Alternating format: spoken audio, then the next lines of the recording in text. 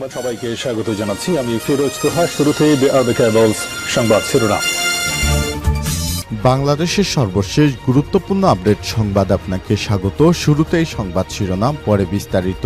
শুরুতেই জানাবো, সুপ্রিম কোর্টের কয়েকজন বিচারপতির বিরুদ্ধে তদন্তের নির্দেশ রাষ্ট্রপতির। বাংলাদেশ সুপ্রিম কোর্টের কয়েকজন বিচারপতির বিরুদ্ধে ওঠা অভিযোগ তদন্তের নির্দেশ দিয়েছে রাষ্ট্রপতি মোহাম্মদ শাহাবুদ্দিন। আগামী সপ্তাহে তাদের বিরুদ্ধে তদন্ত কার্যক্রম শুরু করবে সুপ্রিম জুডিশিয়াল কাউন্সিল। এরপর জানাবো, হাতকড়া সহ 2 আসামি ছিনতাই, 6 পুলিশ সদস্য প্রত্যাহার। কুড়িগ্রামের ভুরুঙ্গামারীতে মাদক সহ আটক 2 আসামিকে হাতকড়া সহ পুলিশের গাড়ি থেকে ছিনে নেওয়ার অভিযোগ উঠেছে স্থানীয়দের বিরুদ্ধে। এই ঘটনায় 6 পুলিশ সদস্যকে প্রত্যাহার করা হয়েছে। এদিকে 15 জানুয়ারির মধ্যে ছাত্র জনতার রক্তে স্বীকৃতি দিতে হবে বললেন হাসনাত। অন্তর্বর্তীকালীন সরকারকে ইঙ্গিত করে বৈষম্যবিরোধী ছাত্র আন্দোলনের আহ্বায়ক হাসনাত আব্দুল্লাহ বলেছেন, এখন পর্যন্ত দৃশ্যমান একটি বিচারও আমরা দেখতে পারিনি। 15 জানুয়ারির মধ্যে ছাত্র জনতার রক্তের স্বীকৃতি দিতে হবে। জানাবো, পদবঞ্চিত 764 কর্মকর্তাকে ক্ষতিপূরণ দিতে 75 কোটি টাকা বরাদ্দ। বিগত আওয়ামী লীগ সরকার আমলে অবসরে যা পদবঞ্চিত 764 জন কর্মকর্তাকে ক্ষতিপূরণ দিতে 75 কোটি টাকা বরাদ্দ দিয়েছে অর্থ মন্ত্রণালয়। সোমবার 6 জানুয়ারি নীতিগত অনুমোদন দেওয়া হয়েছে। এদিকে রাতে স্থায়ী কমিটির বৈঠক ডেকেছেন তারেক রহমান। বিএনপির জাতীয় স্থায়ী কমিটির বৈঠক ডেকেছেন দলের ভারপ্রাপ্ত চেয়ারম্যান তারেক রহমান। সোমবার 6 জানুয়ারি রাত 8:30টায় রাজধানীর গুলশানে বিএনপির চেয়ারপারসনের রাজনৈতিক কার্যালয়ে বৈঠক অনুষ্ঠিত হবে। এবং সর্বশেষ জানাবো, ভারতের 8 জন সেনা নিহত। ভারতের মধ্যাঞ্চলীয় রাজ্য ছত্তিশগড়ে মাওবাদী বিদ্রোহীদের পুঁতে রাখা বোমার বিস্ফোরণে অন্তত 9 জন সেনা নিহত হয়েছে। নিহতদের মধ্যে নিরাপত্তা বাহিনীর 8 জন জওয়ান এবং একজন গাড়ি চালক রয়েছে।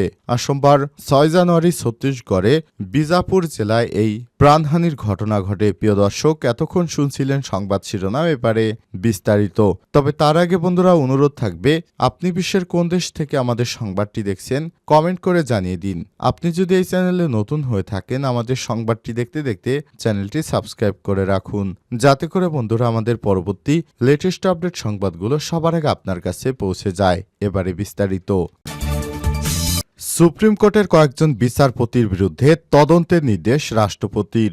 বাংলাদেশ সুপ্রিম কোর্টের কয়েকজন বিচারপতির বিরুদ্ধে ওঠা অভিযোগ তদন্তের নির্দেশ দিয়েছেন রাষ্ট্রপতি মোহাম্মদ শাহাবুদ্দিন। আগামী সপ্তাহে তাদের বিরুদ্ধে তদন্ত কার্যক্রম শুরু করবে সুপ্রিম জুডিশিয়াল কাউন্সিল। সোমবার 6 জানুয়ারি সন্ধ্যায় সুপ্রিম কোর্ট প্রশাসন এসব তথ্য জানিয়েছে।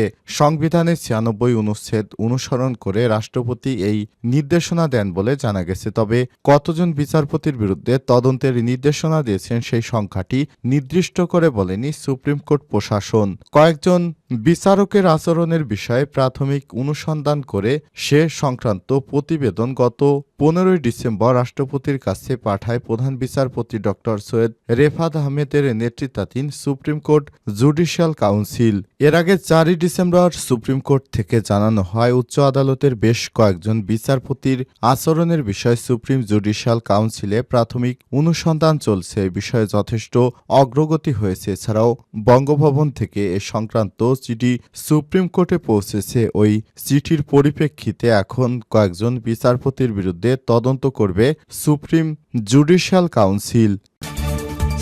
হাতকড়া সহ 2 আসামি ছিনতাই, 6 পুলিশ সদস্য প্রত্যাহার। কুড়িগ্রামের ভুরুঙ্গমারীতে মাদক সহ আটক 2 আসামিকে হাতকড়া সহ পুলিশের গাড়ি থেকে ছিনতাই করে নেওয়ার অভিযোগ উঠেছে স্থানীয়দের বিরুদ্ধে। রোববার 5 জানুয়ারি সন্ধ্যায় উপজেলার চর ভুরুঙ্গমারী ইউনিয়ন বাবুরহাট এলাকায় ঘটনা ঘটে। এই ঘটনায় ভুরুঙ্গমারী থানার 6 পুলিশ সদস্যকে প্রত্যাহার করে কুড়িগ্রাম পুলিশ লাইন্সে সংযুক্ত করা হয়েছে। পুলিশ জানায়, বাবুরহাট এলাকার চিহ্নিত মাদক ব্যবসায়ী মোফাজ্জল হোসেনের ছেলে হাফিজুর রহমান এবং তার স্ত্রীকে বাড়ি থেকে 1620 পিস ইয়াবা ট্যাবলেট সহ আটক করে পুলিশ তাদের থানায় নিয়ে আসার সময় স্থানীয় কিছু লোকজন পুলিশের গাড়ি আটকে হইচই করে আসামি ছিনিয়ে নিয়ে যায়।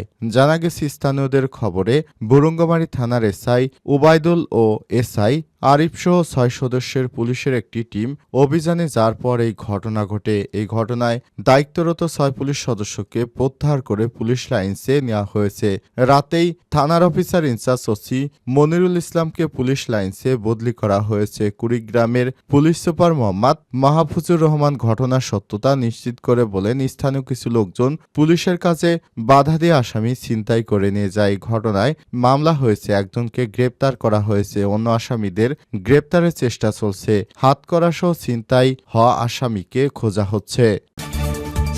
15 জানুয়ারির মধ্যে ছাত্র জনতা রক্তের স্বীকৃতি দিতে হবে বললেন হাসনাত। অন্তর্বর্তীকালীন সরকারকে ইঙ্গিত করে বৈষম্যবিরোধী ছাত্র আন্দোলনের আহ্বায়ক হাসনাত আব্দুল্লাহ বলেছেন, এখন পর্যন্ত দৃশ্যমান একটি বিচারও আমরা হতে দেখিনি। 2009 সালে পিলখানা, 2014 সালে শাপলা চত্বরের হত্যাকাণ্ডের একটি বিচারও হয় নাই। 14-18 সালে নির্বাচনে যে অনিয়ম করা হয়েছে তার বিচারও হয় নাই। অন্তর্বর্তীকালীন সরকারকে আমরা স্পষ্টভাবে বলতে চাই, আপনারা যদি আমাদের গ্রহণযোগ্যতা বাড়াতে হয় তাহলে অবশ্যই এই বিচারগুলি করতে হবে। সেই সঙ্গে আগামী 15 জানুয়ারির মধ্যে ছাত্র জনতা রক্তের স্বীকৃতি দিতে হবে। ফ্যাসিবাদী ব্যবস্থা সম্পূর্ণ বিলোপ, নতুন রাজনৈতিক বন্দোবস্ত নির্মাণ এবং জুলাই বিপ্লবের ঘোষণাপত্র। সোমবার 6 জানুয়ারি বিকেলে ফরিদপুর শহরের সরকারি রাজেন্দ্র কলেজ মাঠে আয়োজিত সমাবেশ থেকে সব কথা জানান হাসনাত আব্দুল্লাহ। ফরিদপুর জেলা বৈষম্যবিরোধী ছাত্র আন্দোলনের উদ্যোগে এই সমাবেশের আয়োজন করা হয়।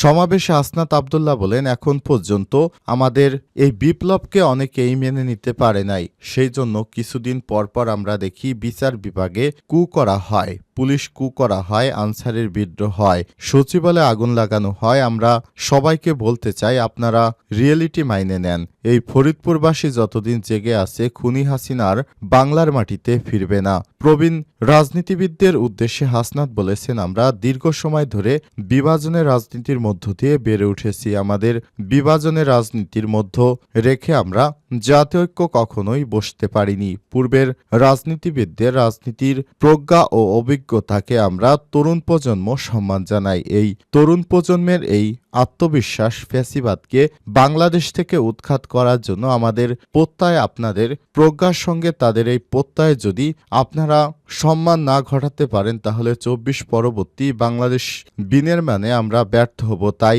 আপনারা তরুণ প্রজন্মকে স্বীকৃতি দিন। এ সময় তিনি আরো বলেছেন, অতীতে ঢাকার ক্ষমতার চেয়ারে কে বসবে সেটি নির্ধারণ হতো দিল্লি থেকে। আমাদের নতজানো পররাষ্ট্র নীতির কারণে আমরা দেখেছি নির্বাচনের আগে আমাদের রাজনৈতিক দলগুলো সবাই দিল্লিমুখী হতো। আমরা স্পষ্টভাবে বলতে চাই, 2024 পরবর্তী বাংলাদেশ ঢাকার ক্ষমতায় কে বসবে সেটি দিল্লি থেকে নির্ধারিত হবে না, বরং সীমান্তের মধ্যে সেটি নির্ধারণ করবে জনগণ। সুতরাং আপনারা দিল্লিমুখী না হয়ে জনগণমুখী হন।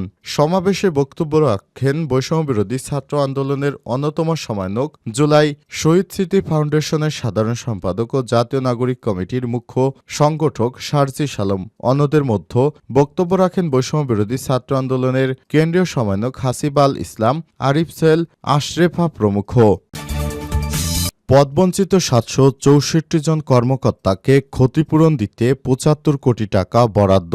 বিগত আওয়ামী লীগ সরকার আমলে অবসরে যা পদবঞ্চিত 746 জন কর্মকর্তাকে ক্ষতিপূরণ দিতে 75 কোটি টাকা বরাদ্দ দিয়েছে অর্থ মন্ত্রণালয়। সোমবার 6 জানুয়ারি নীতিগত অনুমোদন দেয়া হয়েছে। জানা গেছে, যোগ্যতা থাকার পরও রাজনৈতিক তকমা দিয়ে আওয়ামী লীগ সরকারের 15.5 বছরে প্রশাসনের হাজারো কর্মকর্তাকে বঞ্চিত করা হয়েছে। এই কর্মকর্তাদের বছরের পর বছর ফেলে রাখা হয়েছে গুরুত্বহীন পদে।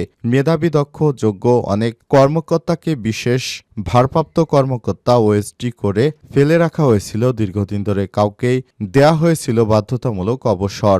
গত 5 আগস্ট শেখ হাসিনা সরকার পতনের পর 8 আগস্ট ডক্টর মোহাম্মদ ইউনূসের নেতৃত্বাধীন অন্তর্বর্তীকালীন সরকার রাষ্ট্র পরিচালনার দায়িত্ব নেয়। সেই থেকে প্রশাসনের আমূল পরিবর্তন আসতে শুরু করে। আওয়ামী লীগ সরকার আমলে চুক্তিতে নিয়োগ পাওয়া কর্মকর্তাদের নিয়োগ বাতিল করে অবসরে থাকা বঞ্চিত যোগ্য কর্মকর্তাদের প্রশাসনে নিয়োগ দেয়া হয়। আর পদোন্নতি বঞ্চিত প্রশাসন কর্মরত প্রায় 700 কর্মকর্তাকে দেয়া হয় পদোন্নতি। এরপর অতীতে যারা পদবঞ্চিত হয়েছেন এবং বছরের পর বছর ওএসডিতে ছিলেন, তাদের ক্ষতিপূরণ দাবি ওঠে। এর পরিপ্রেক্ষিতে গত 16 সেপ্টেম্বর সরকারি চাকরিতে পদবঞ্চিতদের জন্য বিশেষ কমিটি গঠন করা হয়। সাবেক অর্থ সচিব জাকির আহমেদ খানকে প্রধান করে গঠন করা হয়। এই কমিটির সদস্য হিসেবে আছেন মন্ত্রিপরিষদ বিভাগ, অর্থ বিভাগ, প্রশাসন ও আইন মন্ত্রণালয়ের 4 প্রতিনিধি।